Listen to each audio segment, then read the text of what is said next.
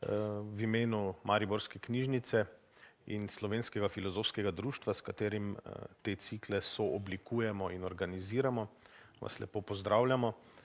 Danes je z nami tudi predsednik Slovenskega filozofskega društva, dr. Gašper Pirc v ozadju. Z mano pa je dr. Luka Trebežnik. Pa bom najprej kar iz knjige nekaj malega prebral, da poslušalci si ustvarijo sliko tudi, kdo si in s kom se bom pogovarjal. Si doktor religiologije, tvoje raziskovalno področje sega na področje sodobne filozofije, filozofije religije, ukvarja se z razmerjem med vero in razumom, statusom resnice v religijskih in filozofskih praksah. Si tudi prodekan Fakultete za humanistični študij, kjer tudi predavaš. Danes pa se bova pogovarjala, če dovoliš, da se tikava, se bova pogovarjala o tvojem delu Svetloba na obzorju.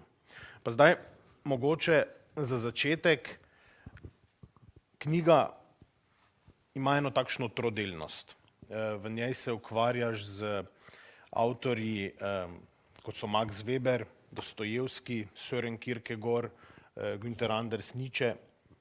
Zakaj si izbral ravno te in zakaj takšna trojnost v sestavi tega dela? Hvala za vabilo najprej, pa seveda za organizacijo dogodka, pa tudi za vprašanje in možnost, da spregovorimo o tej knjigi.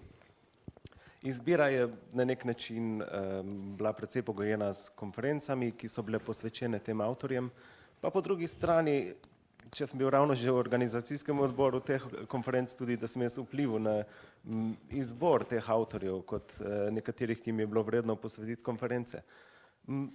Pa še znova, da prenesem drugam neko odgovornost, bile so neke okrogle obletnice, zelo je bila publicirana ta 200. obletnica od rojstva Dostojevskega, pa potem tudi 100-letnica smrti Maxa Webra in tako naprej. In to so avtorji, ki so v 3 zaporednih letih bili osrednja neka imena konferenc, ki smo jih organizirali z inštitutom Søren Kierkegaard, srednjeevropskim, in založbo Apokalipsa, kjer je potem tudi išlo to delo. Tako da izbira je na nek način, če zdaj ostanemo na tej formalni ravni, pogojena s temi obletnicami, s temi konferencami, po drugi strani pa pač seveda so to avtorji, ki so zelo pomembni, mogoče tudi premalo poznani ali pa vsaj premalo obravnavani iz tega zornega kota, kot sem se mu jaz posvetil. Gre za neke avtorje, ki seveda spadajo v nek konkretni evropski prostor, recimo temu, tudi v neko dobo, bi lahko rekli zdaj pozno moderno, in naslavljajo predvsem neko krizo, v kateri se je znašla naša družba. Hvala. Zdaj že prej v izhodišču, ko sem povedal nekaj malega o tebi, sem prebral oziroma rekel, da se ukvarjaš s tem razmerjem med vero in razumom. Zdaj podnaslov tvoje knjige Svetloba na obzorju je razmisleki, tudi naslov o tem govori, razmisleki o razmerju med vero in razumom. Hkrati pa v knjigi obravnavaš tudi razmerja med kapitalizmom, krščanstvom, tehnoznanostjo. Kakšna so ta razmerja oziroma zakaj je pomembno, da o teh razmerjih premišljamo? Ja. Potem, ko se je izoblikovala neka tridelna zgradba te knjige, torej bile so 3 obširnejša besedila, razširjena potem z teh konferenc, je bilo jasno tudi, da se upadajo s 3 nekimi dominantnimi sodobnimi svetovnimi nazori. Tu jih pač ne moremo drugače poimenovati kot znanost, religija, pri nas je to krščanstvo, seveda znanost tudi s to tehno pripono danes že več kot umestno jo označiti, pa potem še kapitalizem kot nekaj, kar se zdi, da še v večji meri določa vse to. Torej, gre za, kako bi rekli, 3 možnosti ali pa 3 načine, kako se sodobnik nanaša na svet. Po drugi strani pa ti 3 nazori, kot poskušam tu prikazati, niso tako enostavno ločeni. Vsi 3 so, tudi bomo rekli zdaj, in prepleteni. Znanost ni recimo opravila s tistimi praksami, ki jih tudi potem v nekem tem razsvetljenskem idealu očita religiji, ampak pač mogoče včasih še bolj sama nereflektirano v nekih zadevah, skoraj religijsko se nanaša, potem seveda tudi kapitalizem nosi neke religijske primesi, kult zadolževanja, rečejo, ne, in hkrati se zdi, da je bistveno, da se v teh treh zadevah pogovarjamo, ne, če se vrnem na vprašanje, ravno zato, da pojasnimo, da ponazorimo ta nek kompleksen nabor vsega tega in da vidimo pač, izpostavimo, do kje sploh to vsega v naša življenja, kako nas določa, kako ureja našo družbo, vsa in pričakovanja, ne, tu cela neka rdeča nit je ravno to prihodnostno nanašanje, ne, kako kaže, kako računajo s prihodnostjo, kako predvidevajo, kako napovedujejo prihodnost, vsi trije diskurzi, vsak po svoje, ampak hkrati zelo sorodno, ne, tu sem nek ta preplet lociral potem. Omenil si razsvetljenstvo. Zdaj, razsvetljenstvo je vse stavilo na razum in se ni pretirano zanimalo za religijo. Zdaj, v današnjih časih pa je omajano tudi zaupanje v razum sam. Kakšno polje se tu odpira človeku? Ja, res je, danes se zdi, ne, celo pojem resnice, da ni več tako trden ali pa zavezujoč, kot je bil, ne, govorijo v našem času celo kot o postresničnem. Po drugi strani pa ja, pač kot želim nekje konsistentno zagovarjati tezo, ne, ni to takšna novost, ne. Že tudi razsvetljenstvo ni tako neka homogena miselna zgradba, kot bi radi mislili, in tudi to stanje, ne, o recimo kontingentnosti, neki neabsolutnosti resnice, o neki bomo rekli zdaj odprtosti interpretacij in tako naprej, ki vlada našem času, z eno besedo relativizem, ne, tudi reče včasih slabšalno, poskušam pokazati, da je to že od nekdaj bilo in da pač nikoli niso ljudje bili avtomatsko priklopljeni na resnico, kot radi projiciramo za nazaj, ne, da so bili bolj preprosti časi, da so ljudje bolj enostavno te stvari dostopali. Pa se mi zdi, da je bistveno opozoriti na neko, bomo rekli zdaj, nedoločeno, neko neabsolutno naravo tega, vedno interpretacija, ne, vedno že od začetka je interpretacija in to stanje nikoli ni bilo drugačno, ne, se mi zdi. In, tako da ja, pač glede same religije pa pač ta naš čas, ne, tudi to želim že v uvodu naznačiti, ne, je verjetno dobra novica tudi za neke religijske diskurze, ki vsaj v teh nekih filozofskih kontekstih niso več, seveda pač ne bodo nikoli več to edina zavezujoča resnica, ampak pač vstopajo pa lahko zdaj znova v to, bomo rekli, manj regulirano polje, kjer so različne pripovedi, različni pristopi, različni nazori znova lahko dobijo svojo veljavo. Zdaj, ta racionalizacija je posegla tudi globoko na polje religije. Kaj je v bistvu s tem od religije danes ostalo? Oziroma mogoče, če stopim že en korak naprej in se obrnem na prvega avtorja, ki ga v svojem delu omenjaš, Webera, on govori o pojmu odčaranja. Kaj je s tem mišljeno? Ja, se mi zdi, da je ravno to en tak primer te projekcije za nazaj, ne, kot da nekoč so živeli v čarobnih časih, ne, v časih, kjer je bilo vse smiselno, celota, lepota življenja, nekoč so preprosto, odnosi so bili bolj polni in tako naprej, ne. Tukaj je nek klasični element nostalgije, ki je zelo prisoten v vseh nekih različnih humanističnih diskurzih, ne, ampak samo glede tega, to je moje lastno mnenje, ampak gotovo je pa to neka sekularizacijska teza, zelo strnjeno rečeno, ne, ki jasno, sociološko gledano, ni sporna, ne, pač preprosto gre za neko manjšanje pomena, ki ga ima religioznost v družbi kot taki, zahodni. Seveda, tudi tu namignem na različne postsekularizacijske teze in tako naprej, ki pokažejo, da mogoče sploh nikoli to ni tako držalo. Če že je zelo zamejen evropski prostor, ne, vidimo, da tudi v ZDA recimo nikoli ni religija padla na tako nizek nivo, recimo, ali pa odstotek, ne, kot na Zahodu, ne, kjer se zdi, da je agnosticizem, ateizem že prevagata napram nekim religijskim diskurzom.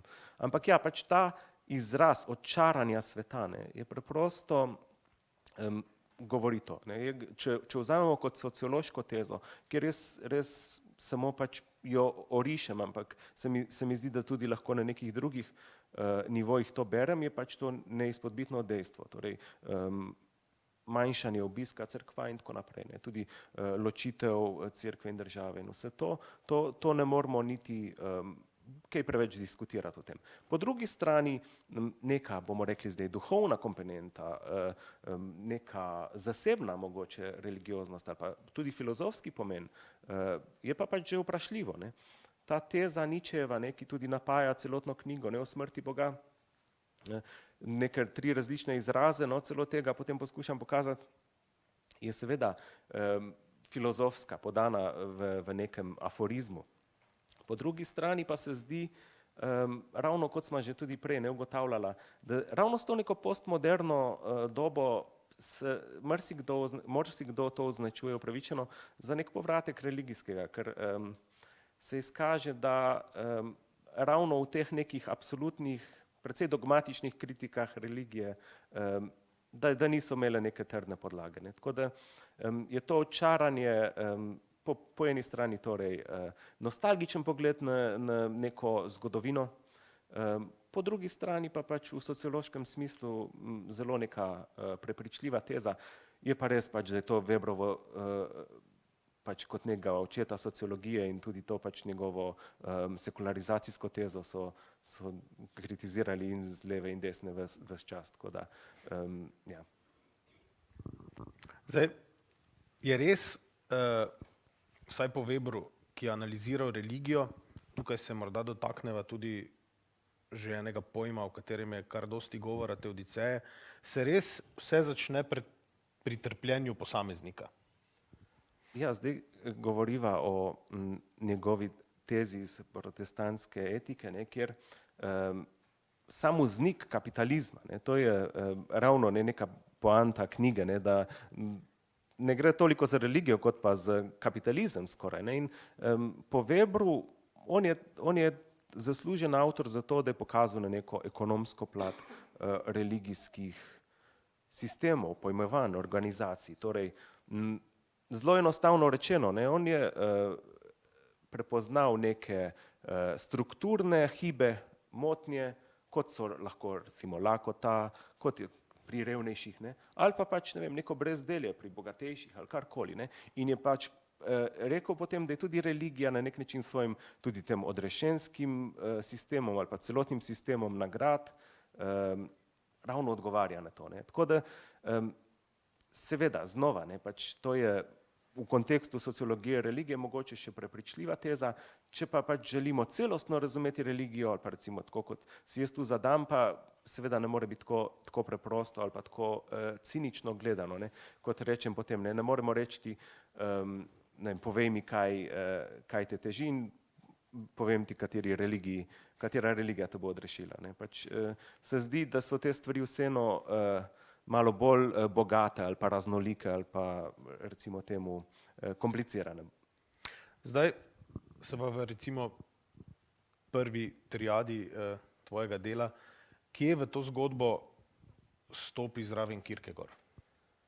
Ja, vse te konference so imele neko konstantno referenco delo danskega filozofa Sorena Kierkegaarda in on kot nek oče eksistencializma, ključni mislec, mogoče tudi za 20. stoletje, izjemno vpliven, je gotovo vplival tudi na Webra, ne, ampak po drugi strani se pa zdi, da so med njima skoraj neke nepremostljive razlike. Po eni strani seveda rekel sem eksistencializem in Kierkegaard je avtor, ki reče, samo resnica, ki je resnična zame, je nekaj vredna. Ne? Torej, je avtor, ki res neko to občo, celo ne, bi rekli objektivno resnico, kot tako postavlja na drugo mesto. Edina, ki šteje, je pa zanj subjektivna resnica, torej tista, ki ga bo zadovoljila, ne, njega samega. In to je velik prelom, recimo tudi potem z neko to sociološkim stališčem, ki ga Weber. Zanj pa seveda mora biti družbena resnica na prvem mestu. Ne, pač in, po drugi strani pa se zdi, da je bil že tudi v tistem obdobju, ko je pisal Weber, Kierkegaard je pridobival na popularnosti v Nemčiji in tudi pač potem neke bolj biografske podatke navajam, da je vseeno bil seznanjen s tem in da so neki elementi, predvsem glede odgovornosti, izbire, preloma z etiko, kjer je Kierkegaard prišel do izraza. Ampak v tem delu mi predvsem služi ta primerjava med tema dvema avtorjema zato, da pokažem na neke dve možnosti pojmovanja religije kot take, ne? Torej kot nečesa, kako se recimo nanaša. In še bolj pomemben se mi zdi Kierkegaard ravno zaradi, mogoče bo potem sledeče vprašanje, ampak zaradi koncepta paradoksa, ki ga izpostavi in afirmira. Ne? Zanj religija ni racionalna v celoti, kot Weber zagovarja, ne? Ampak in znova razumljivo, saj Weber pač želi to kot res znanstvenik družbe preiskovati in želi pač neke umljive dele. Medtem ko Kierkegaard je pa ravno mislec, ne, bomo rekli tega absurda, nerazumljivosti religije, ne, pač pravi, da recimo neko eksemplar religijskega delovanja, žrtvovanje, na primer, ne, kako bo to razumljivo v naših kontekstih, ki so seveda zavezani ekonomiji. Gre za prelom, gre za, ne, reče potem celo v neki točki za norost, ne, gre trenutek odločitve je norost, reče, ne, Kierkegaard, in gre točno za to, ni nobene podlage za to. Potem nek kasnejši avtor, tu ga ni toliko v tej knjigi, ne, Jacques Derrida, s katerim sem se tudi ukvarjal, on to celo absolutizira, ne, in vzame ta koncept neodločljivosti Kierkegaardov in pravi, da je vsaka odločitev, ne, praktično zaznamovana s tem, nepredvidljivostjo, ne vemo, kakšen bo rezultat. Če ne gre za odločitev, gre za sledenje nekim programom, ne, ali pa tako naprej. Ne. Medtem ko pristna odločitev, bom dal še nek bolj konkreten primer, recimo, če mi nekdo ponudi dve službi, pa sta enaki, samo ena ima večjo plačo, potem se jaz niti ne odločam v resnici. Ne. Gre za program, ne, že jasno, ni nobene odločitve tu. Odločitev je takšna pač, da res nimam razlogov za njo. Da preprosto, da se zdi kot nek skok vire, ne, to je pač potem ta Kierkegaardovska neka figura, ne, skok vire, tisto v neznano, prelom z vsem razumnim ali pa dotlej znanim in to je zanj religija, zato mi služi tu dobro za primerjavo z Weberovimi tezami. Se pravi, če imamo na eni strani vero, ja, na drugi strani razum, potem takem razum naj ne bo absolutno vodilo pri Kierkegaardu. Ja, jaz pri Kierkegaardu je zelo jasno, ja, reče potem pač, da razum lahko samo do nekam nas popelje, ne, tudi in to. Konec koncev, ne, se trudim tudi sam razumeti v malo bolj konkretnih ali pa širših okvirih, kot sam to, ne, formulira. Recimo tudi neko prijateljstvo ali pa ljubezen ali pa karkoli težko razumsko jo zdaj zajeti, ne, da rečemo, so neke stvari, kjer razum kot, bomo rekli zdaj, absolutno vodilo ni primeren. Po drugi strani pa seveda, ja, še bolj konkretno, ne, če sva rekla, da je to podnaslov knjige in potem je taka osnovna teza te knjige, da to sploh nista ločeni in ne moreta biti ločena resorja, ločena pristopa. Kažem na različnih, ne, tudi, bomo rekli, sodobna tehnoznanost, tja še prideva, ampak kot nekaj, kjer bi res rekli, da je višek razumnega delovanja, da je tudi tisto polno nekih verskih nanašanj na resnico, izogibanj vednosti in tako naprej. Zdaj v svoji knjigi na eni točki zapišeš, da je misel o odrešenju vselej totalna, oziroma je zapisano v knjigi. Kaj je s tem mišljeno? Ja, seveda, ne, če resno vzamemo neko misel o odrešenju ali pa neko sporočilo odrešensko ali pa karkoli, potem vse drugo na nek način zbledi. Ne more biti to partikularno, ne, recimo zdaj, zaznamuje vse, ne moremo tega vzeti, ravno to je verjetno, zdaj sem že malo pozabil, ampak se mi zdi, da gre v ta kontekst, da je verjetno ravno negacija tej sekularizacijski tezi, ne, kjer bi pa naj to misel o odrešenju ali pa novico o odrešenju dala, bomo rekli zdaj, samo v nek delček sodobnikovega življenja. Ne. Dopoldne delaš recimo v banki in opravljaš neko birokratsko delo, tam to odrešenje ti nič ne bo pomagalo. Ne. Doma ga mogoče lahko v družinskem življenju ali pa mogoče še redkeje, kaj vem, ko greš mogoče 2-krat na leto v cerkev, samo takrat te zadeva odrešenje. Ne? Ampak ne moramo tega tako jemati, če gre res za neko odrešenje celotnega življenja. Ne? Se ne gre za odrešenje samo nekih trenutkov v življenju, kjer se ukvarjamo s hobijem, recimo. Ne? Kot je pač nažalost, oziroma pač tako je, so pač tu je odmejeno mesto religiji v sodobnikovem življenju in se zdi, da pač potem to ni neka pristna religioznost, niti življenje kot tako nima veliko smisla, če se na ta način, bomo rekli, kar z grobo besedo, ampak zlagan loteva nekih religioznih izrazov. Ne. To ni zdaj niti, potem lahko pride do teh skoraj razcepljenih osebnosti, ne, kjer bom dal nek zdaj filmski prizor ali karkoli, ali pa figuro nekega, ne vem, mafijskega eksekutorja ali karkoli, ampak on je potem, ne, misel odrešenja verjetno ni totalna, takrat je že lahko sram pogleda.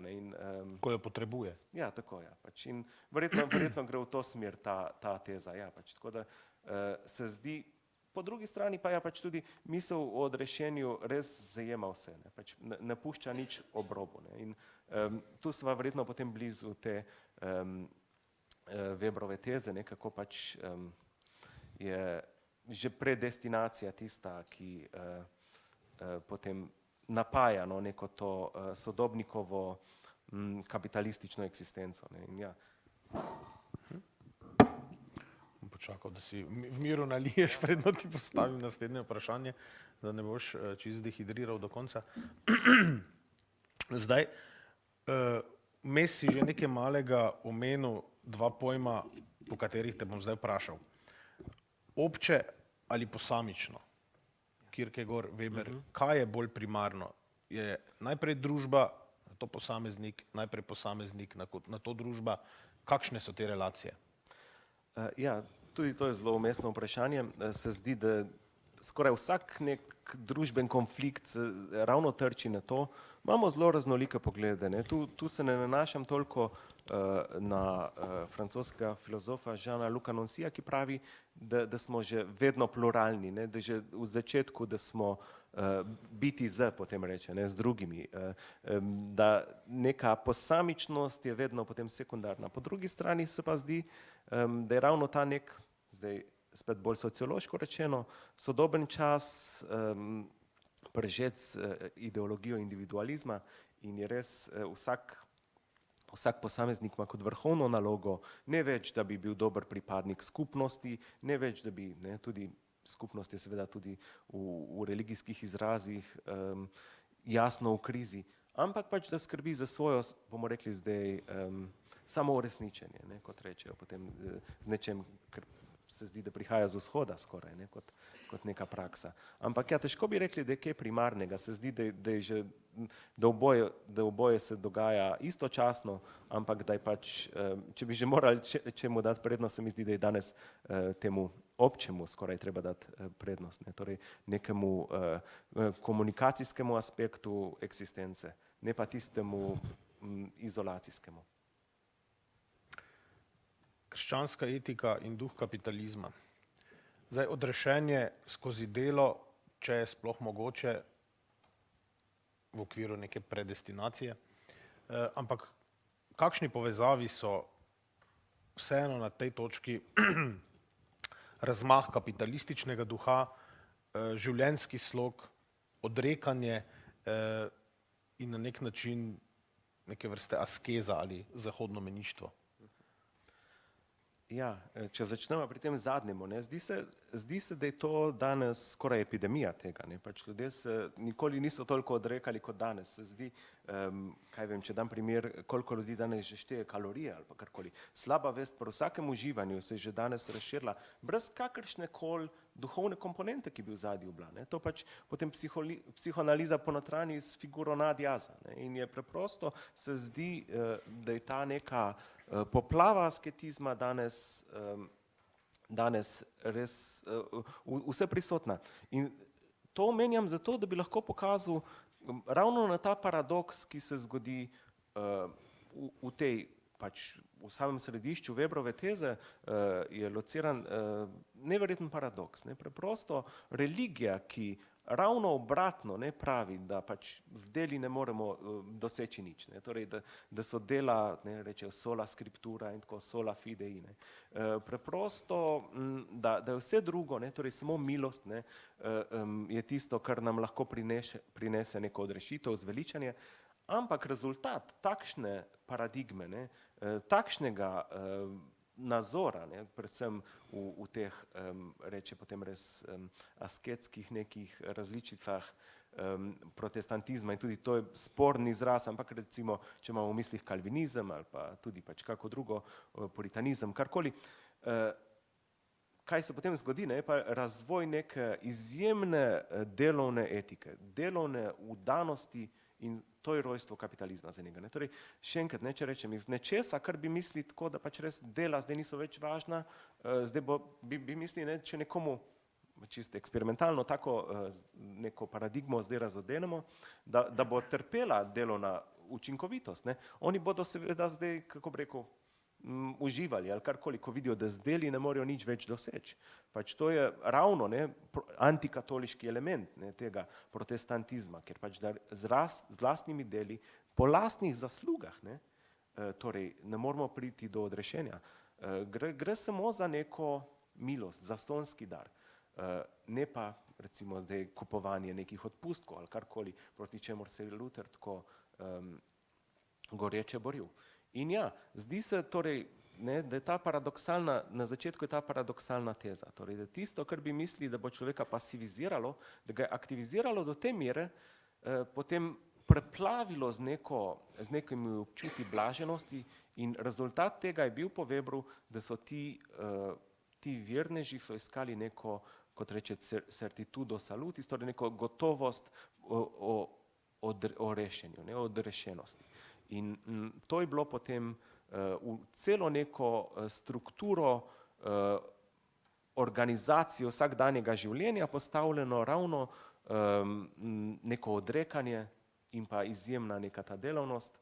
Pomembnejši aspekt tega poklica, beruf, ne, ki ga Luther izpostavi, verski poklici niso samo zdaj tisto, kar rečemo kot nek kler ali karkoli, ali pa delo v cerkvi, ampak vsak poklic je zdaj služenje Bogu lahko. Ne? In tako da pač se tu nek ta krog zaokroži, da celota nekega tega pridobitniškega, pa hkrati pa istočasno nerazsipniškega, ne? To je tudi pomembno, pač investicije, kopičenje denarja, vlaganje naprej denarja, ne, in to v zelo raznolikih izrazih. Weber je prišel do tega, ne, ko je gledal, katere države so najbolj bogate in je pač videl, da jih povezuje ravno ta nek protestantski duh. In tudi ta prelom je bil, ne, na nek način, ko je ta duh začel se transformirati, bi lahko rekli enostavno, iz religioznega v kapitalističnega. Na kakšen način pa na odrešenje gleda Kierkegaard? Ja, zanj enako, ne, pač tudi on pripada luteranski ločini. Po drugi strani pa gotovo gre še bolj v to smer, ne, pač neke nezasluženosti, neke glede tega niti ni velikih razlik, ne, čeprav pač Weber opisuje samo, kako na odrešenje gledajo protestanti. Ampak ja, za Kierkegaarda je odrešenje v nekem stiku z večnostjo, ki je pa ravno ta neka nezasluženost, ampak zgodi se pa v trenutku, ker kot nek paradoks pravi, da je ravno vstop v ta trenutek, kjer pač se tudi razodeva večnost. Pri njemu pač je odrešenje neka dimenzija, ki je precej nekontraverzna, če jo gledamo znotraj protestantske neke religiozne ureditve. Po drugi strani je pa bolj, kako bi rekel, rigorozen glede nekih teh in nravstvenih praks in pač zahtevnosti glede, bomo rekli, resnosti, kako resno se religijo jemlje. Tudi vero razume kot eksistencialno odrešitev. Ja, vera je zanj komunikacija, na nek način. Ravno je ta prelom eksistencialna komunikacija, potem reče. Gre za tisto, s celotnim nekim življenjem, na to odgovarjam. Ne gre več toliko za neko vsebinsko, ampak res celostno naravnanost. Gre za po drugi strani znova, povsem neracionalno dejstvo, tudi, tu gre, zlahka navežemo na neke biblične izvore, pa še bolj mogoče na Tertuliana, ki pravi, verujem, ker je absurdno, torej sama neka nerazumnost vere, in je jasno zanj, da z nekim sledenjem, nekim ekonomskim logikam, recimo tako, ali pa tem, kar pač šteje za uspeh vsak dana, ne pridemo do nekih recimo temu tako nagrad, kot reče Weber potem. Zdaj na eni strani sva do sedaj govorila o religiji, govorila sva o veri. In če govorimo o tem polu, se nikakor ne moremo izogniti tistemu drugemu polu, se pravi ateizmu.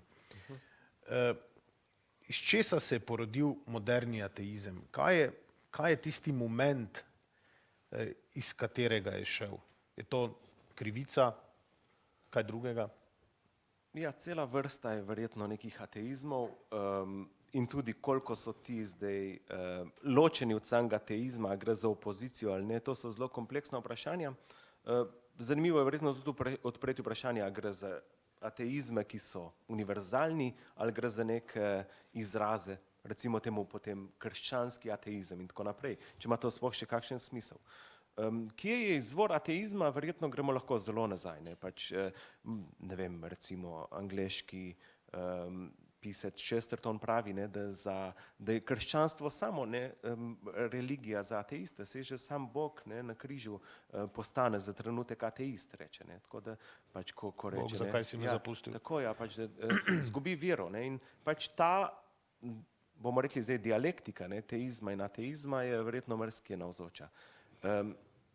Vprašanje je zdaj, a gre za ateizem ali potem, kot mogoče tudi namignemo v knjigi, za iskanje substitutov, nadomestkov Boga, potem lahko recimo tudi kapital nastopi ali pa pač razum ali karkoli, ali pa človek sam, človeštvo, svoboda. Vsi ti pojmi lahko igrajo to funkcijo središča, ki predtem v nekih teizmih je imenovan kot Bog.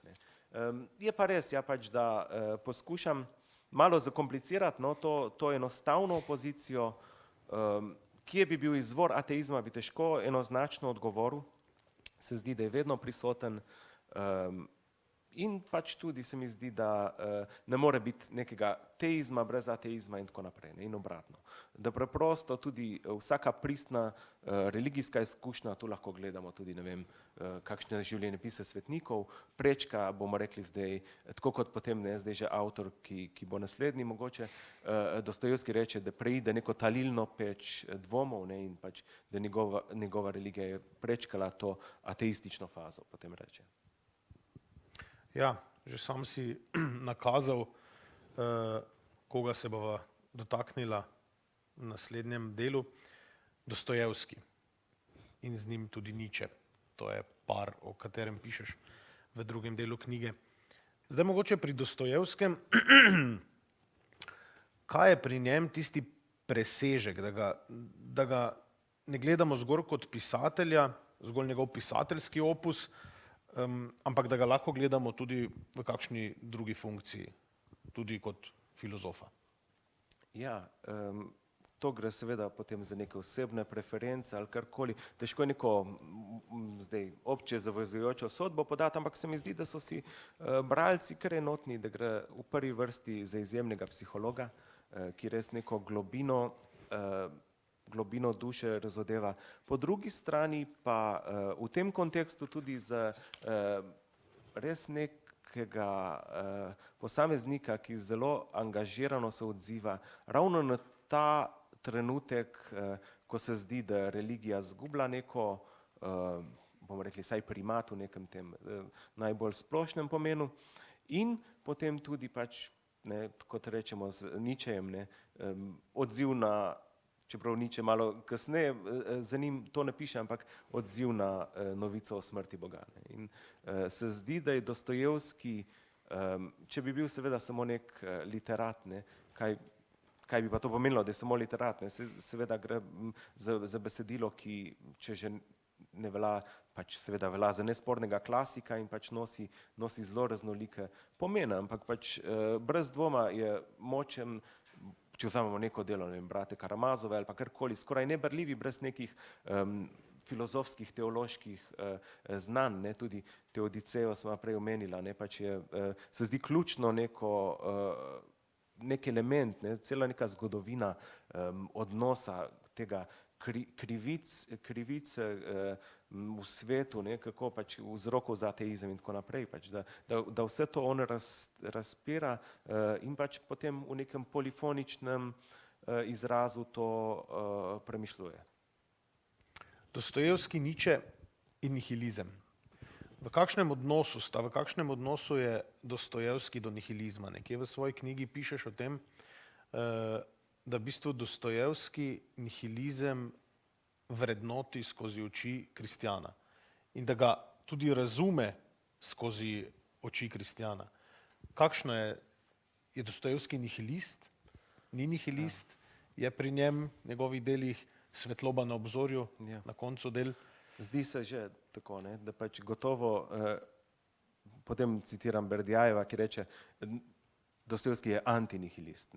Dejansko vse, kar piše, je neko negacija nihilizma. Je pa treba pač sam ta izraz nihilizem razumeti v različnih kontekstih. Ne. Se zdi, da ga Dostojevski dojema tudi kot nacionalno rusko vprašanje. Ne. Reče, da pač so Rusi že po svoji naravi nihilisti in tako naprej. Ne. In da je to res vprašanje, ki se je rodilo pri njih. Ne. In se res zdi, da je pač tudi čisto zgodovinsko, da ta beseda izhaja iz tem.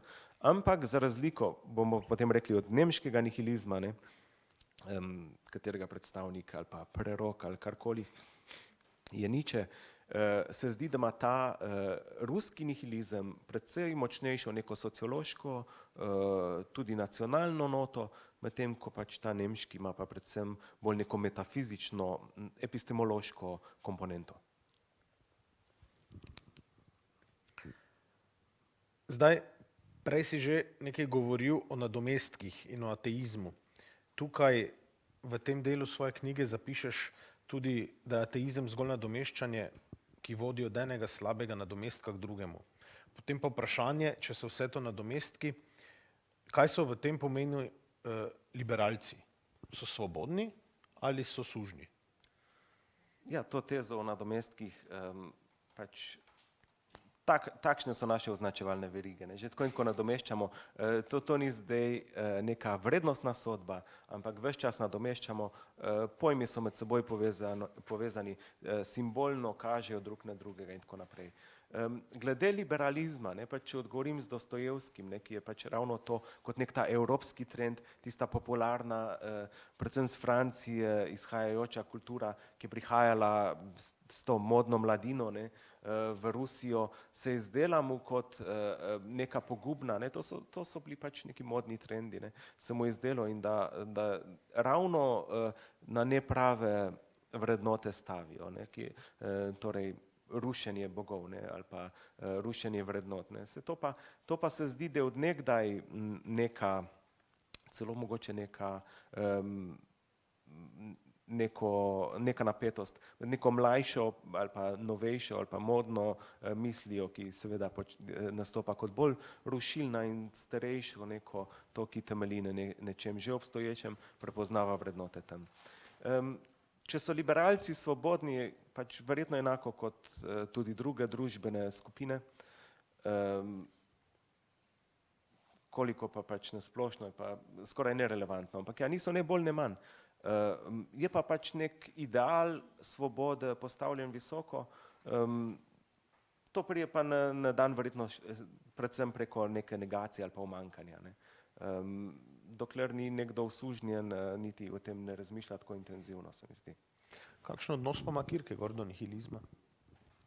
Ja, tudi bi lahko šel zraven, se mi zdi, ne, pač, da to so in kronološko in duhovno zelo povezani avtorji na nek način, in tudi on prepoznava neko poplitvenost sodobne kulture že v tistem času, ko je bil šele na pohodu nek ta žurnalizem, recimo temu, ne. On je imel potem tudi te neke zelo dobro publicirane spopade z nekimi tabloidi, kjer so ga blatili in tako naprej, in ravno to neko poplitvenost kulture, že ne, neko uravnavanje oziroma potem izravnavanje vsega na eno vrednoto, ne, tudi je mogoče tu lahko celo neko to marksistično misel v ozadju malo prepoznamo, čeprav pač ni to Kierkegaardov ključni poudarek, je pa še nek četrti avtor mogoče z tega obdobja, prepoznava ravno nihilistični značaj v tem nekem zanikanju. Torej, če vse zvedemo na eno vrednoto, če vse enako, če vse na isti ravni, ne, potem je pač vse brez vrednote na nek način, oziroma brez vrednosti. Zdaj pri Dostojevskem, pri omembi resnice, Kristusa, morda tudi ateizma, gremo zelo težko mimo velikega inkvizitorja, tistega dela,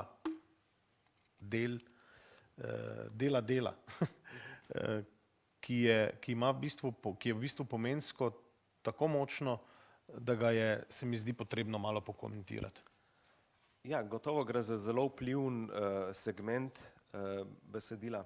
Gotovo gre, mogoče celo presega sam roman, ne, po neki odmevnosti, in ja, pač gre za takšno, rečejo, legenda potem, ne, o velikem inkvizitorju, tudi pesnitev včasih temu rečejo, predvsem zato, ker reče pač ta Ivan Karamazov, avtor, lik, ki je mu je to prepisano, reče, da je nasanjal to zgodbo, ali kako bi rekli. In ja, pač tam na nek način jaz potem to primerjam z dnevniki Dostojevskega, ne, tudi sam je zelo konkretno ta stališča, ki so, bomo rekli, kozmična, odrešenska, ne, tam kako nek spopad dobrega in zla skoraj se dogaja, ne, in je zanje ta cerkvena figura, ne, torej veliki inkvizitor, je jasno, da je to nekdo, ki je pokleknil pred vsemi temi izkušnjavami, ne, da je zbral tako oblast, tako neko moč, ne, in hkrati pač pravi tudi Dostojevski tisti, ki je ljudem dal, kar so želeli, ne, in je zelo neka ta cinična, manipulativna figura. Po drugi strani pa pač ta kristološka figura, ki tam nastopa, ne, pa zelo kontrastno ponazorjena, ne, molči ves čas, ne, samo potem na koncu poljubi in odide, ne, tega inkvizitorja, in zanimivo, ne, pač na nek način bi se naj zagovarjal skoraj, ne, ampak je ves čas molči. Po drugi strani pa neka slaba vest tudi krščanstva, bi lahko rekli, ne, ki je postalo pač potem recimo temu srednjim vekom ali karkoli res neka skoraj enako kot center moči, ne, v evropskem kontekstu gotovo, in je hkrati ljudem ravno prineslo, bomo rekli, to, kar so želeli, ne, kot reče potem, in odreklo pa svobodo, ne, potem pravi v tem delu. Se pravi, premislek sodobnega sveta, ateizem, teizem, je tukaj alternativa? Ne, verjetno ne. Preprosto gre za, recimo vsakdo pač te stvari, ne. Poskušam zasnovati tu kot neko, recimo, da je Bog neko ime, ne, ali pa neka stavčna figura skoraj, ne. Kaj to pomeni, kako učinkuje, to so raznoliki izrazi zdaj, ne, ampak da bi v sodobnem svetu se zdelo, da bi ta ločnica med teizmom in ateizmom sploh še igrala kako vlogo, je težko reči, ne, se zdi, da gre ravno za, ne, to potem jaz se v drugih svojih razmislekih, ne toliko tu, se nanašam na neko to postmoderno teološko misel, filozofsko misel, ki pravi, da je jalova celo, ne, ta neka neuporabna ločnica med teizmom in ateizmom. Ne, saj smo že rekli prej s Chestertonom, ne, da že v samem jedru krščanstva je suspens te ločnice, torej da se zdi, da že sam Bog ne ve, ali bi bil teist ali ateist za neki, v neki točki. In da bi ta ločnica še kjerkoli pomenila, ne, se vidimo pač, gotovo je relevantna v nekem deklarativnem smislu, ne, če vzamemo zdaj neke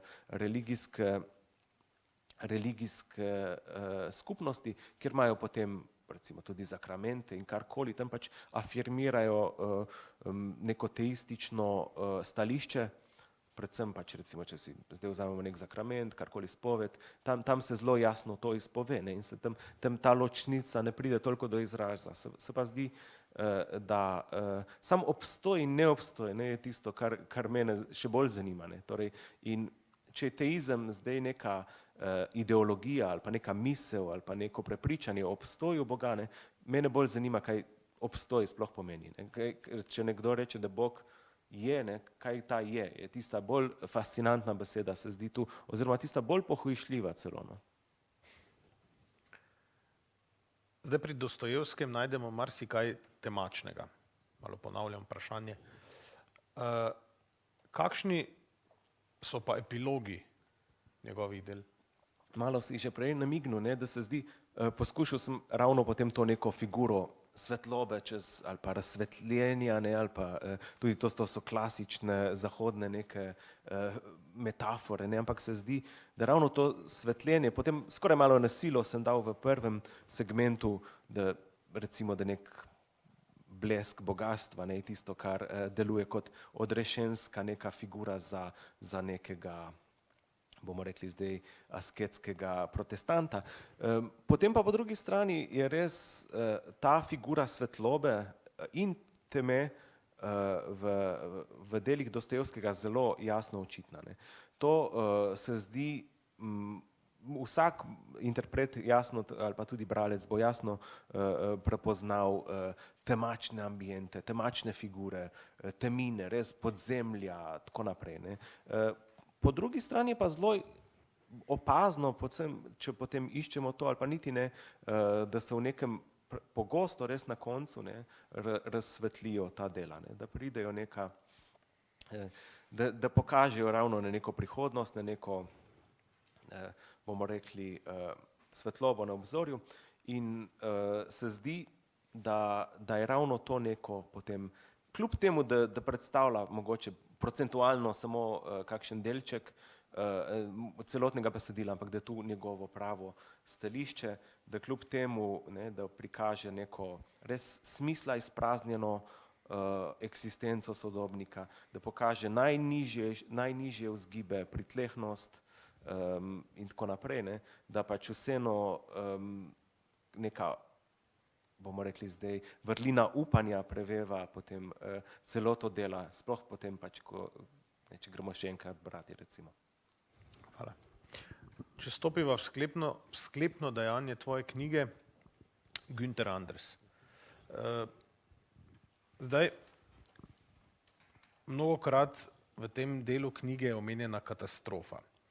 Katastrofe do sedaj so vedno imele neko nadaljevanje.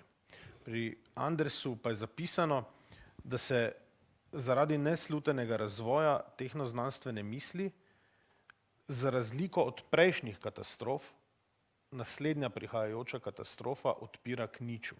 Pa morda mogoče najprej par besed o Günterju Andersu, ki velja za malo manj znanega avtorja, pa gremo potem k katastrofi.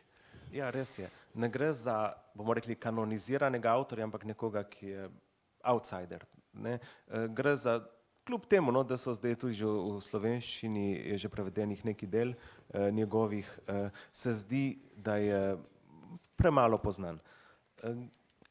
Vprašanja so seveda, zakaj temu, pač ni ne, kot vidimo, ne, danes je neka akademija tista ločnica, ne, in sam ni nikoli direktno pripadal, niti recimo bil je nek sopotnik mislecev frankfurtske šole, predvsem pač prve generacije, te, ki so potem se preselili v ZDA in tako naprej.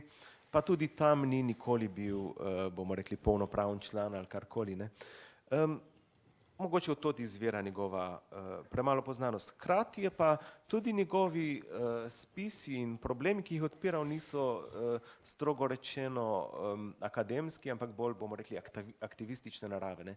Danes bi bolj spadal v kakšno nevladno organizacijo ali karkoli, ne, se zdi.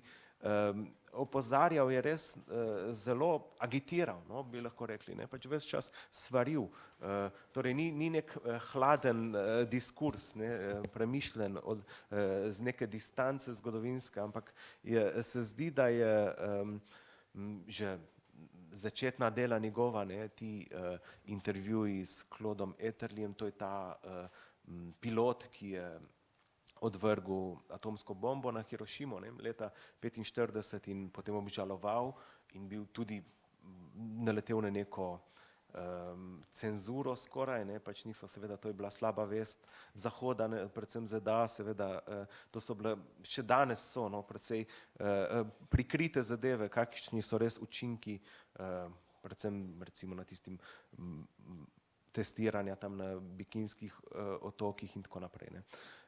Torej, je izpostavljal neke zadeve, ki so na nek način nepopularne, ali pa saj se zdi, da ljudje raje skoraj za njih ne bi slišali, kot pa da bi nekdo jih preveč, ker pač zahtevajo konkreten odgovor, konkreten angažma. Ne moremo zdaj to samo prikimati ali pa zaploskati, pa ne potem nadaljevati, kot da se ni nič zgodilo, ne. In ja, pač Anders začne s to neko protijedrskim gibanjem, hkrati pač tudi razmišlja o vseh teh nekih statusih, ki jih zavzema neka zavest ali pa neka subjektivnost v kontekstu te tehnoznanstvene organizacije življenja, koliko nam je sploh dostopna ta, kako se tudi pač v tem kontekstu, ne, saj smo rekli, predvsem apokalipsa razodeva, ne, in ravno on je človek, ne, zdaj smo kar 100 let naprej skočili, ne, ali pa skoraj 100 let, ki živi v obdobju, kjer je res možno, da pride do nesreče, ne, ki bo zadnja, ne, na nek način pravi, ki bo res dobesedno, za razliko od nekih teh tradicionalnih apokalips, ne, ki so vseeno neko sporočilo nosile, ne, neko razodetje, da bo to čisto razodetje niča, ne, da bo to neka gola apokalipsa, torej nič ne bo sledilo, ne. Zadnja katastrofa človeštva. Ja, tako pravi, ne, saj gre za neko, kdo bi rekel, nazadnjaško misel, ne, ki res prepoznava primitivizem, ne bi kdo rekel, saj zakaj pač kritizirati zdaj znanstveno misel, ki nam pa, ali pa znanost, ne, tehnoznanost, toliko nekih izjemnih, prijetnih stvari nam daje, ne, nam omogoča vse to. Po drugi strani pa se zdi, da včasih ta misel ali pa ta način življenja ali pa ta, kako bi rekli, sama neka znanost, karkoli pač to je, ali pa tehnoznanost, ne, ali pa potem seveda povezano tudi s kapitalizmom, da malo pobegne z vajeti, da nihče več niti se ne zaveda, kaj se dogaja s tem, da to prevzame neko lastno logiko, neko lastno gibanje. To potem on ponazori recimo z primeri nekih vrhunskih znanstvenikov, ki pa nič ne vedo razen tistega, kar pač tistem omejenem delu počnejo. Ne? Kot neki delčki v stroju, ki seveda kot celota izjemno deluje, ampak nimajo pa niti vpogleda v celoto. Ne? In pač ja, se zdi, da je njegova kritika potem pač seveda zelo na mestu. Ne? S tem nebrzdanim napredkom tehnologije je realnost, da človek in svet, da se na nek način spreminjata v stroj in sta na poti k temu, da postaneta stroj, kot si že sam rekel, brezosebna, brez neke odgovornosti do celote bivajočega. Kaj je status človeka v enem takšnem napredku?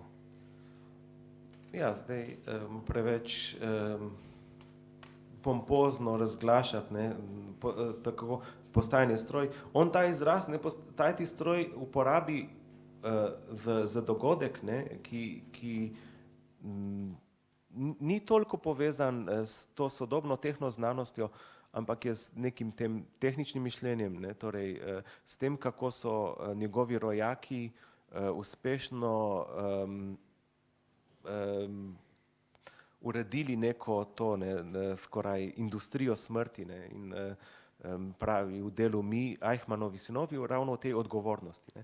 Ker potem je ravno odgovornost je skrita tu. Ne. Vsi so samo izvrševali, nihče ni počel nič tako zelo slabega, pač, ali pa vsaj slabšega od drugih in res nihče niti ni neke slabe vesti pri tem čutu. Seveda, kdaj vsi pomislimo, kam nam vse to vodi, tudi zdaj seveda lahko se kdo vpraša, ne vem, koliko kupujemo ali pa karkoli, pa se kdaj v kakem trenutku utrne misel o nekem neetičnosti celotnega sistema ali pa karkoli, ampak to so redki trenutki, ne, in preprosto se zdi, da ta stroj, ne, morilski stroj, ki je bil tako učinkovit, ne, pač v samem tem izvrševanju, da preprosto deluje ravno zato, ker nihče nič ne ve, ne, pač, da vsak opravlja ravno ta delček. Vsak samo svoj delček. Ja.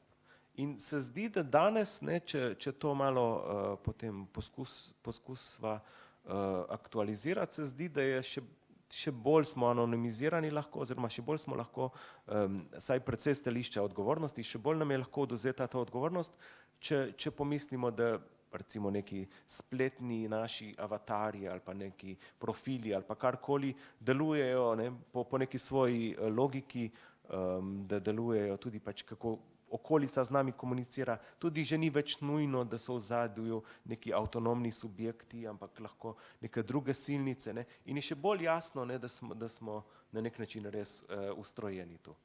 Zdaj, če se prav spomnim iz knjige, kot zanimivost, je Anders pisal tudi Eichmannovemu sinu, z njim sta imela korespondenco, ali je bilo to bolj njegovo pisanje njemu brez odgovorov?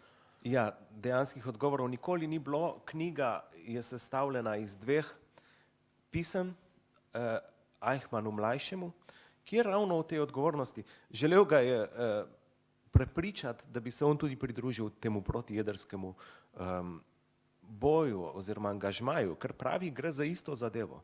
Pač gre za to, da spet vsi prelagamo odgovornost, nihče nima nobene odgovornosti in da bi zelo veliko pomenilo, če bi neka taka simbolična figura, kot je on, pač tu spregovorila. Ker vemo, ne, pač kot zanimivost mogoče, ne, njegova žena, tedanja, je tudi napisala knjigo, ne, o Eichmannu, ampak o procesu, ne, Eichmann v Jeruzalemu. In ja, pač povsem drugačen pristop je bil tu, ampak ja, tukaj je pa omenjen Eichmann ravno kot neka ta, ne ravno sin njegov, ampak ne gre za sina, ampak za vse Nemce recimo, če pogledamo pa vse ljudi, ne, kaj smo pa zdaj mi odgovorni, se niti tam nismo bili, ne, bi lahko rekli. Vse kaj pa, ali pa, kaj sem jaz odgovorni, jaz sem samo, ne vem, vozil recimo neke kemikalije recimo tja, ne, ali pa vsi smo tako malo izvzeti, ne, in pravi, ne, ta neka potem univerzalna teza je, da smo vsi ti Eichmannovi sinovi v teh spisih, torej, da ne gre za tako singularno, ampak dejansko gre pa res za pisma, ki so naslovljena na Eichmanna mlajšega, ki ga poskusi, potem ga snubi, da se pridruži temu protijedrskemu nekemu gibanju. Še ena besedna zveza, ki mi je v knjigi zelo, zelo zanimiva. Poznamo zgodbo o Prometeju. V knjigi pa Anders, če sem prav razumel, uporabi besedno zvezo prometejski sram. Ja. Kaj to čisto točno pomeni?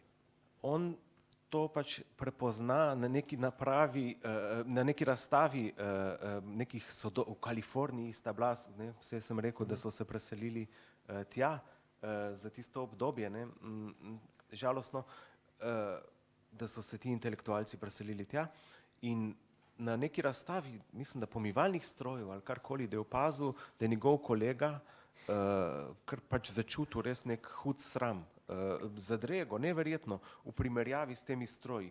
To je bilo, ne, vse si predstavljamo zdaj že skoraj kar 80 let nazaj, ne, ampak takrat so pomivalni stroji prišli kot res neka, bomo rekli, noviteta, izjemna, nekaj, kar si verjetno predtem še niso predstavljali.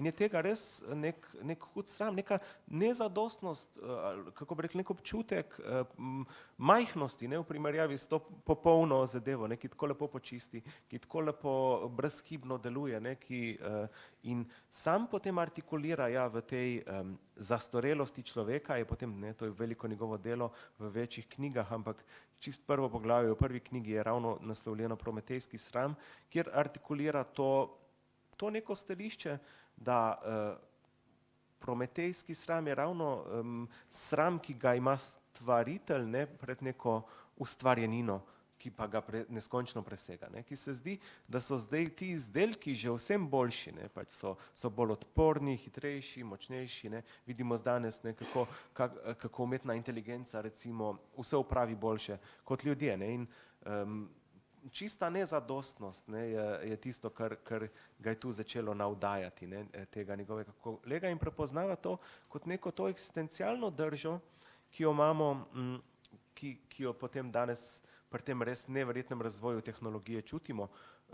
Ne vem, koliko je prepričljiva ta teza, ampak se zdi, da je vseeno pa naslavlja neke ključne elemente tega odnosa, bomo rekli zdaj med nekom, ki ustvarja, ne, neko orodje, pa potem, da to orodje se skoraj emancipira, ga presega v vseh atributih, ne, in da preprosto ni več ponos, ne, kot bi rekli tisto, kot so starši lahko ponosni, ne, potem na otroka, ki jih tudi mogoče že v čem presega, ampak tu, ne, da je pa pač tisti odnos eksistencialni sramu, ki ravno vpriča o te nezadostnosti.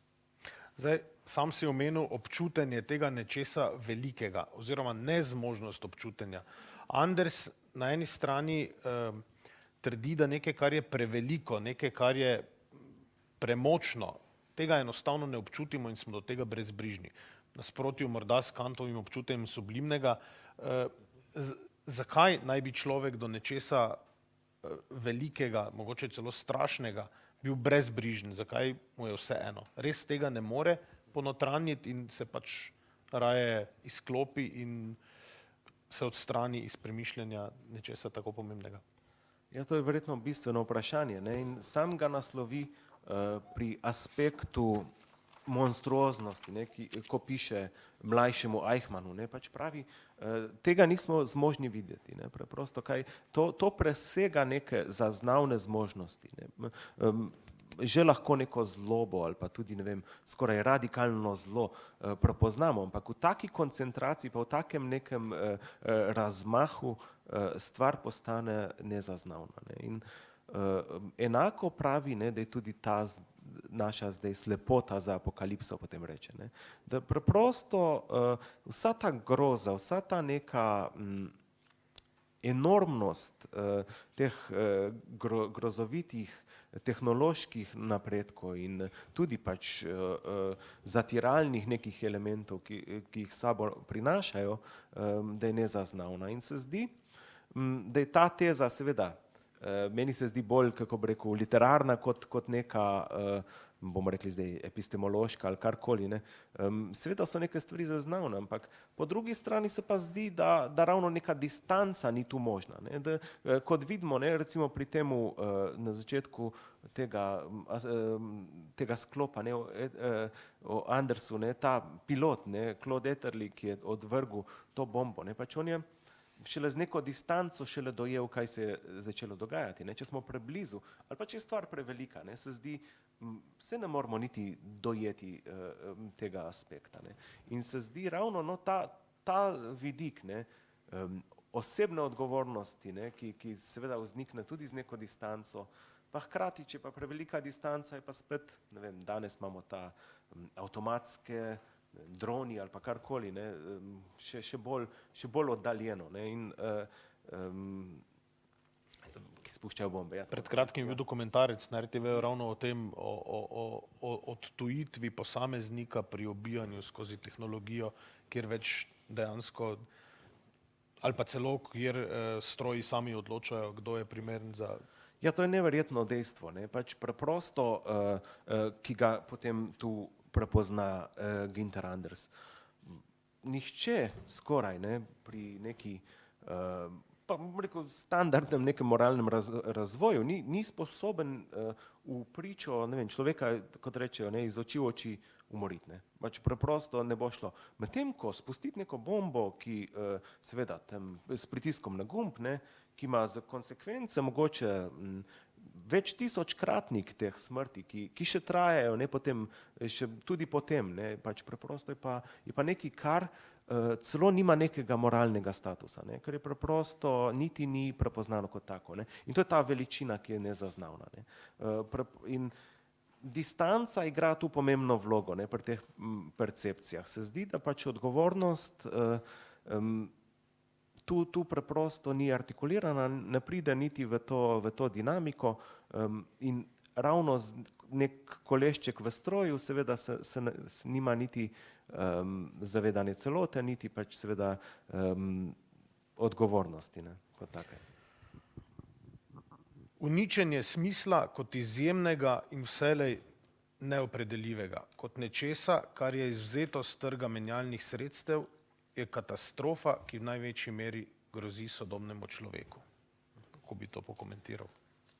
Zdi se mi, da je to potem iz zadnjega sklopa, kjer pa poskušamo vseeno prepoznati neke avtorje, ki so Güntherja Andersa uporabljali, se nanj referirali in to pač se mi zdi, da so besede ali pa saj pač izrazi, ki jih uporablja že omenjeni Jean-Luc Nancy, ki govori o tej ekvivalenci, ne, ki je pravi, to je tista prava katastrofa, ne. Saj, že lahko je neka bomba ali karkoli, ampak danes, ne, ko je vse zvedeno na isto raven, ne, danes, ko ima vsaka stvar svojo ceno, ne, ki je tudi okoljske ali pa jedrske ali pa tehnološke katastrofe se motri predvsem čez prizmo ekonomije, ne, torej koliko enot denarja, ne, ali pa neke valute bo to povzročilo ali pa ne, in tako naprej, kakšna je izguba ali pa celo mogoče korist to prinaša.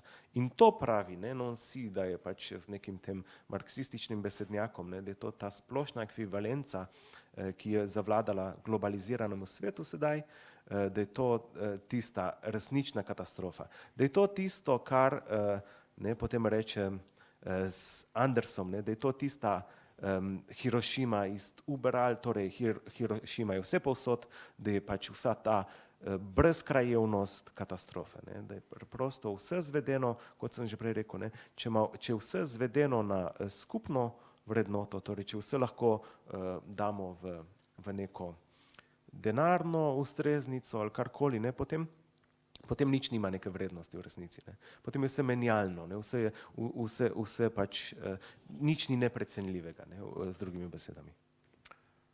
Luka, govorila sva o marsičem. Omenila sva katastrofo, nihilizem, apokalipso, ateizem, temačnost. V glavnem bi lahko kdo na podlagi tega najinega pogovora rekel, ja, prihodnost ni ravno svetla. Jaz bi se pa vseeno za zaključek vrnil nazaj k k naslovu tvojega dela in te vprašal, je svetloba na obzorju? Zdi se, nažalost, sva morala prestaviti pogovor, sem imel, bilo je načrtovano, da bo še v času adventa, ki je zaznamovan z nekim tem aspiracijami, čakanjem na prihod, na svetlobo in vse to.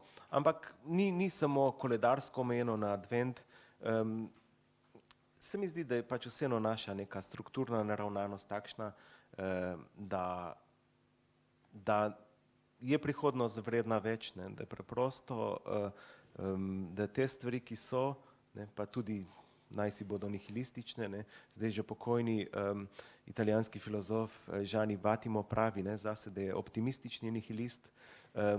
In enostavno rečeno to pomeni, da tu sedaj ni nobenega razloga proti nihilizmu.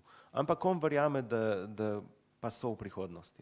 Da pač preprosto in naša neka, tudi v tem, govorim o tem delu, zahodna neka miselna struktura je zelo mesijansko zasnovana. Že sami stavki so takšni, gramatološko, stavčne strukture, ampak tudi vsi ti neki in religijski in sekularni sistemi nas bodrijo s tem, da pač je vedno prihodnost vredna več. Hvala. Ja, hvala za vprašanje.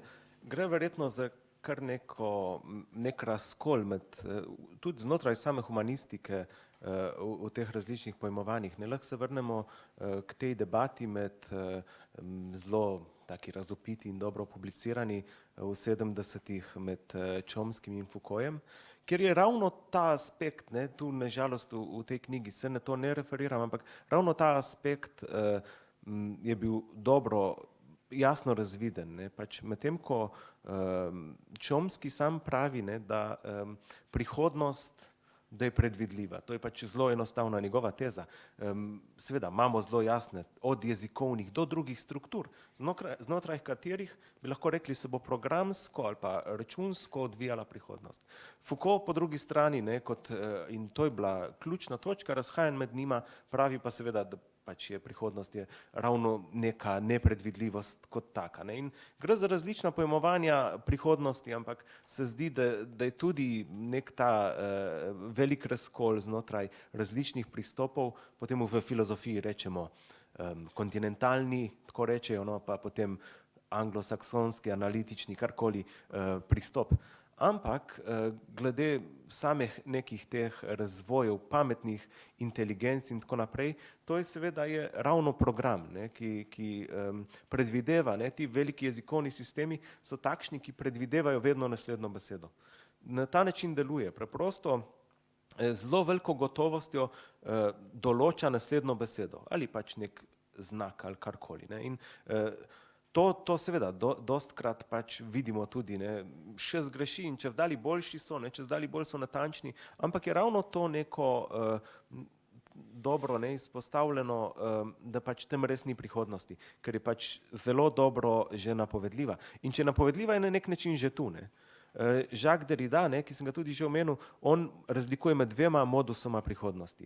Eden je, reče potem ta klasična prihodnost, ki rečemo jo prehodnost urnikov ali pa koledarjev, ki točno že, če nekdo vprašam, kje bom naslednjo sredo, mu lahko povem, in to niti ni prihodnost, to je že dejansko tu. Vemo, je lepo napisano, vsako sredo imam to zadevo dopoldne in lahko pač tudi z 14 dni naprej povem. Po drugi strani pa pravi, ta prihodnost, ki je potem v prihajanju vedno, je pa čista nedoločljivost, je pa čisto tisto vdor v to shemo predvidljivosti, razumnosti. Je nekaj, kar nikakor še ni tu, nikakor še ni predvidljivo, ne more biti znano in to je tista prava prihodnost, pravi. Tako da tu so različni pristopi, ampak se mi zdi, da tega drugega vidika prihodnosti zaenkrat tudi pametna inteligenca oziroma pametna tehnologija, inteligentna orodja, avtonomna mišljenja, veliki jezikovni modeli, zaenkrat, če ne bodo mogli določiti, ker gre ravno za prelom z njimi, ne? Gre ravno za prelom s tem, kar oni delajo, ker oni delajo seveda neko gotovost iz preteklega, ne? Torej, kako bi rekli, zelo močno analizo preteklega in potem seveda lahko sklepamo na neke vzorce. Medtem ko pa neka, bi rekel, temeljna človeška izkušnja nas uči, kaj vem, ne, včasih rečejo, da so čudeži, ne, se kdo spremeni ali pa karkoli, ne, ali pa nekdo je res, ne, so neki ti mali čudeži ali pa kaj vem, lahko rečemo epifanije ali karkoli v življenju, ne, se kaj zgodi in to so edini dogodki dejansko omembe vredni, ne, torej da res neka lepota se nekje pojavi in tako naprej, ne. Hvala.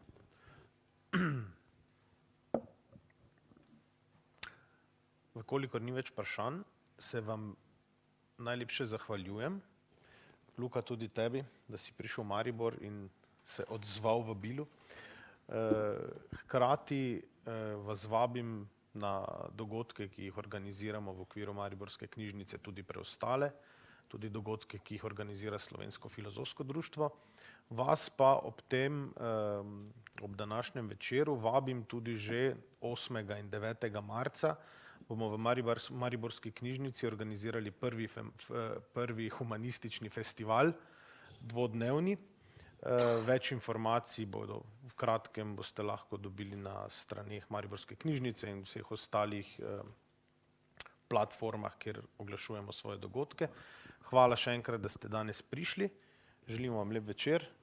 Vam pa tudi toplo priporočam, da preberete knjigo, lahko jo tam zadaj tudi si jo pridobite. To bi bilo to. Ja, to. Hvala vsem, pa lep večer še naprej.